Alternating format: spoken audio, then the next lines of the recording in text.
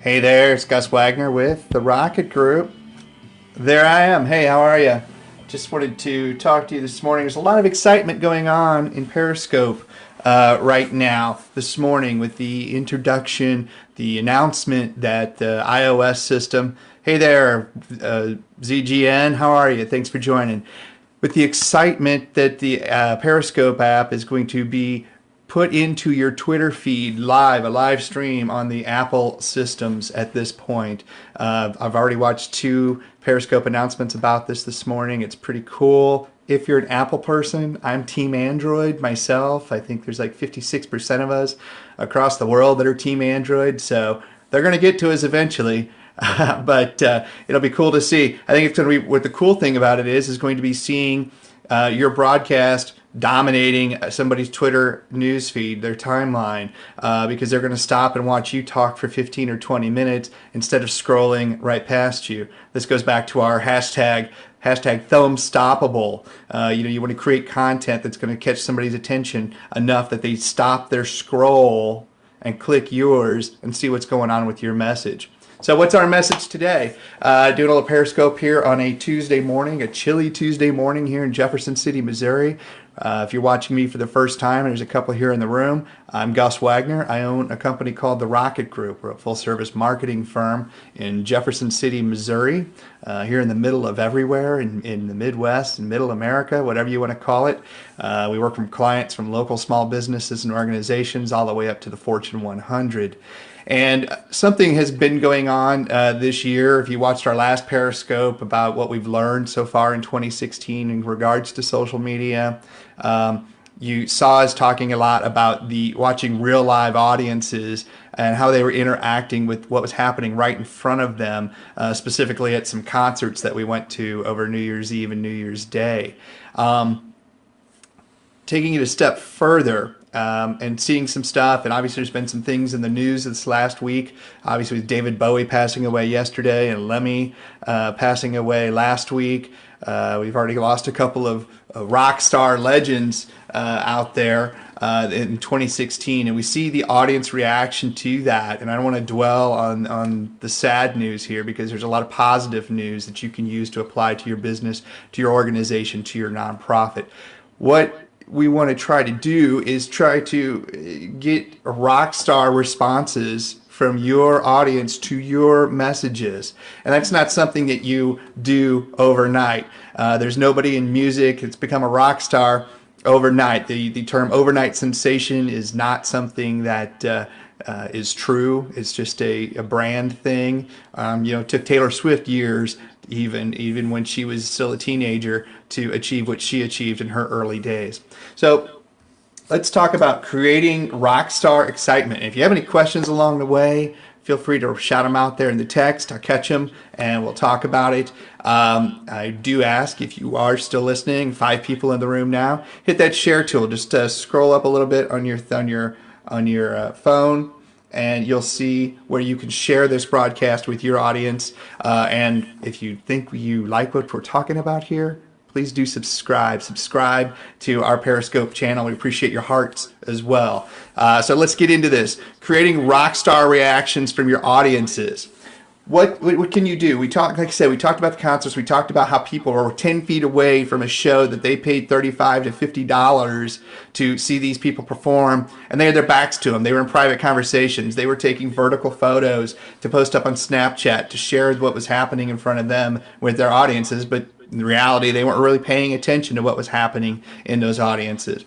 That's one kind of rock star audience reaction. Let's talk about some others, specifically from the standpoint of rock stars or people that are notable interacting with us normals out there, their fans. I've got a circle of friends, a real tight circle of friends. We're big into what's known as red dirt country music, Texas country music. And there's a lot of those folks, those acts, those singers, those bands. They're very active on social media, and they're very interactive on social media. And I've got a friend, Sarah. Sarah, if you're watching this, how you doing? She sent me a message on Facebook the other day to tell me that the Turnpike Troubadours had liked one of her pictures. And I said, Sarah, you don't want to get into it with all my Rockstar friends that are playing with me over on Instagram. So, and it's true. Went to this concert, took some pictures, posted some pictures, tagged these people into pictures, and they were giving me hearts and such. It was a cool thing. I've been doing marketing for 25 years. I've owned the Rocket Group for 15 years now. We've been doing social media since it became public to everybody for the last 7 to 10 years. But I still geek out. I still geek out about if somebody, say it's a rock star, it's an author that I respect, somebody that I respect or that I have a memory with, responds to the content that we're putting out there, that they notice, some influencer out there notices what we're doing and interacts with that. So it's always a cool thing, even for me still in my cynical, jaded heart. I still find that to be cool. Another example, so Sarah got all geeked out that this band had interacted with one of her posts about them. They're coming to town, and she was excited about that, put it on Facebook. They were like. It's the easiest thing you can do on Facebook. We'll talk about that in a second as well. Another example was recently there's a Facebook group for baseball trivia. I'm a big baseball guy. I don't want to move the camera around, but there's a bunch of baseball stuff here in my office. And there's this baseball trivia group. It's all across the world. People are posting questions and answers, etc. I just happened to catch it one night that a former major leaguer from the 80s named Billy Sample had joined the group and started asking some questions. And I was one of the first ones to notice it and recognize who it was. And I had Billy was a broadcaster for the Atlanta Braves. Maybe that's where you've heard of him, but he was also an outfielder for several major league teams throughout the 80s. I don't think he was an all-star or anything, but I had a memory in that when he was playing for the Atlanta Braves, they played my St. Louis Cardinals in St. Louis on my birthday when I was a much younger Missourian, maybe single digits. I guess I would have been 12 or 13. But anyway, it always rains on my birthday. The game was rain shortened, only 5 innings. But what I remembered most about that game is that Billy Sample hit a leadoff home run in that game. And that was the first time I'd seen a major league home run in real life. And here's Billy Sample in this Facebook group several years later, I'll say, and he had joined this group, and I said, "Hey, Billy," told him the story about the home run, and he responded back like 2 minutes later. I got a screen capture of it, of course. It'll be up in this blog post. He responded, he's like, "Hey, if that was the game I'm thinking of, it was the first pitch of the game, and the so-and-so was the pitcher," all this stuff right off the top of his head. He had no idea I was going to bring this up, but it was cool to have that interaction with him. So then I teased him back with another question, and we had a little conversation. It was cool. It was just a cool moment. And here I am 2 months later still talking about it. Maybe Billy's still talking about it as well. I'm not sure. But another case where a rock star was interactive with their audience and re-engaged somebody that hadn't been connected with them for 20 years. What can your business, your organization, your nonprofit do to treat your audiences like rock fans? If they think that you're so great, or maybe they're getting that perception built for them, treat them that way. One more example of this rock star treatment, how to treat your fans like you're the rock star. I bought a chair recently. This chair that I'm sitting in right now, as a matter of fact. It's a Lazy Boy office chair. Excuse me for a second. By the way, I know this says Budweiser, but this is green tea in my Budweiser glass. All right, so anyway, I bought this Lazy Boy chair recently and posted a picture that the sales clerk took of me enjoying this chair. I posted it to Instagram. I'll post it in the blog spot that goes with this video onto rocketgroupllc.com. But I'm very overjoyed. I'm laid back in this chair. I'm kicked back. I get a big smile on my face because I know that I found something that I'm going to put my butt in for the next year to 2 years. And posted it, tagged Lazy Boy in it, and Lazy Boy responded later that day that it looked like there had been a match made in heaven about this product. Okay, it's an office chair. It's not the sexiest, coolest thing. It's Lazy Boy. It's not the sexiest, coolest company, but they interacted with a fan who was appreciative of their product. And, here I am again talking about it. And I actually sent that to Sarah when she was talking about her Turnpike Troubadours thing. I'm like, oh, I got Lazy Boy talking to me. So just one of those things, keeping score with your peers, if you will. So that's a Lazy Boy example. Lazy Boy is not the Rolling Stones. Lazy Boy is not the Turnpike Troubadours. They make furniture, and yet they're interactive. They showed a little personality. They were responsive to their mention on Instagram, and were appreciative of that with a little smirk. And I was appreciative of that contact. So what can you do?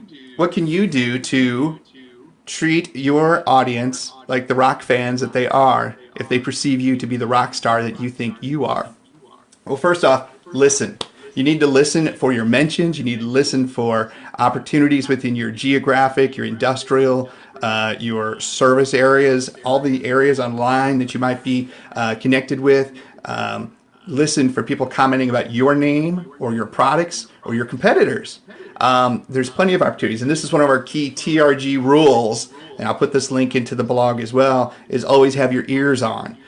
If you can listen for your name and respond quickly, promptly, politely, professionally, sarcastically, whatever the tone of the conversation is about your brand, you're going to let that fan know, that follower know, that subscriber know that at least you're listening. And that's a huge first step to treating your fans like the Rockstar audience that they are. The second thing you can do is just like their post, like their Instagram post, like their Facebook post, like their Twitter post. Plus one, their Google Plus post, if anybody's still doing that.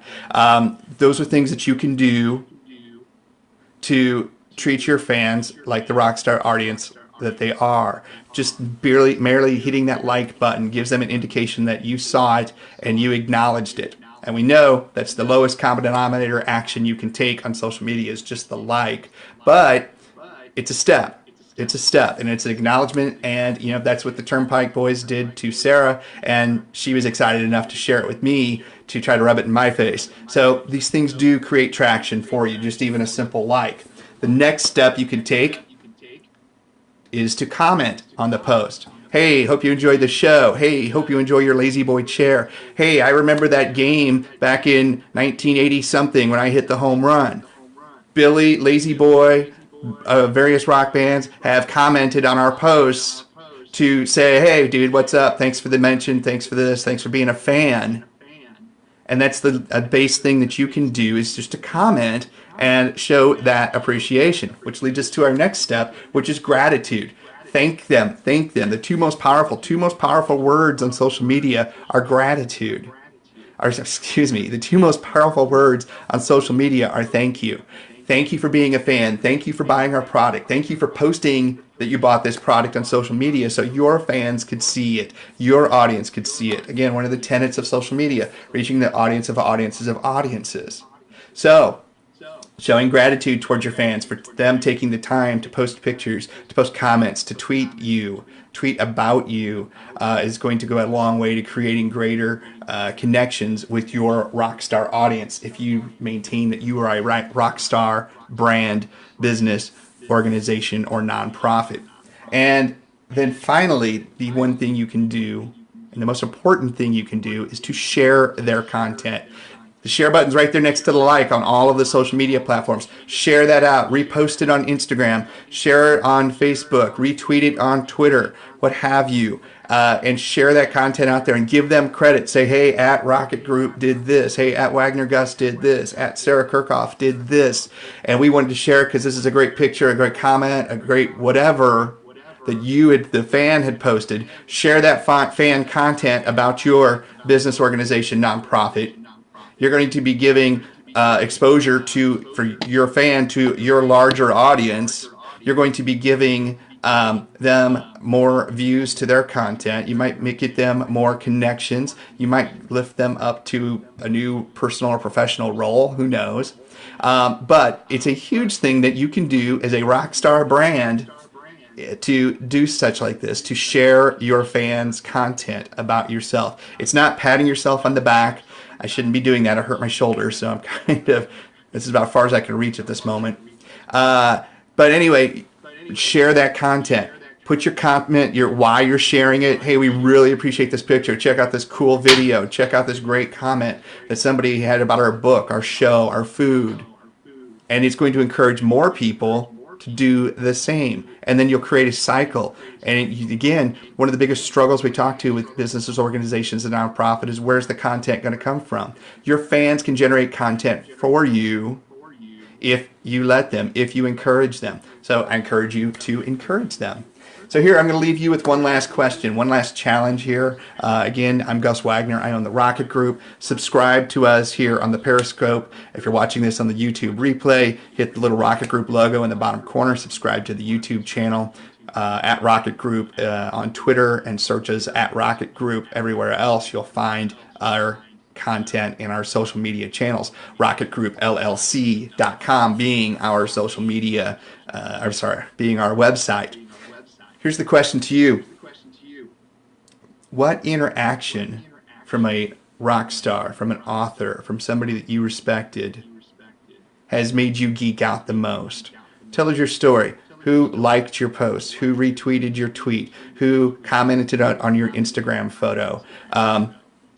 That was very endearing to you, and that you printed out and is hanging on your refrigerator at this time. So we'll talk to you soon. We appreciate you watching. Those of you who did log in, we'll have more of these Periscopes as we move forward. Maybe we'll be live streaming into our Twitter feed through an Android machine very soon, just like all you lucky iOS folks are going to be doing probably by the end of this week. So it's a big day for Periscope. Glad to be broadcasting here on Periscope today. I'm Gus Wagner. I own the Rocket Group, and I thank you for your time. See you soon. Bye.